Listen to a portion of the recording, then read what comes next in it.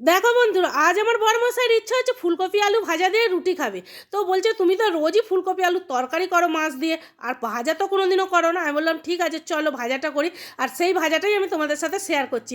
এই দেখো ফুলকপিগুলো ছোটো ছোটো করে কেটে নিয়েছি, আর কড়ার মধ্যে তেল দিয়ে ফুলকপিগুলো তুলে দিলাম। তার মধ্যে একটু নুন হলুদ দিয়ে দিলাম, দিয়ে ভালো করে ফুলকপিগুলো আগে আমি ভেজে নেব। তারপর ফুলকপিগুলো দেখো আমার প্রায় ভাজা হয়ে গেছে, এগুলো ফুলকপিগুলো তুলে নিলাম। তারপরে দেখো ওই তেলের মধ্যে 5-6টা কাঁচা লঙ্কা দিলাম, কারণ দাদাভাই ঝাল খেতে একটু ভালোবাসে তার জন্য। তো দিয়ে আলুগুলোকে ওর মধ্যে দিয়ে দিলাম, আলুর মধ্যেও একটু নুন হলুদ দিয়ে দিচ্ছি যাতে আলুটাও তাড়াতাড়ি ভাজা হয়ে যায়। এবার দেখো আলুটা প্রায় লাল লাল করে ভাজা হয়েই এসছে। এরপরে এর মধ্যে কিছুটা পেঁয়াজ কুচি আমি দেবো, কারণ লঙ্কা পেঁয়াজ না দিলে ভাজা ঠিক মানায় না, তো খেতে টেস্টও হয় অনেকটা।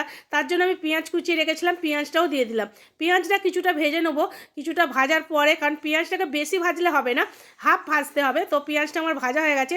এরপরে দেখো আমি যে ফুলকপিগুলো ভেজে রেখেছিলাম সেগুলো এর মধ্যে আমি দিয়ে দিলাম। এই দেখো আমার ফুলকপি আলু ভাজা রেডি। আর এতে একটু পেঁয়াজ লঙ্কা এই কারণেই দেওয়া, পেঁয়াজ লঙ্কা দিলে বেশি টেস্ট লাগে। আর এবার চলো দাদাভাইকে খেতে দিয়ে দিই। এই দেখো আমি খেতেও দিয়ে দিয়েছি। চলো টাটা, সবাই ভালো থেকো, সুস্থ থেকো।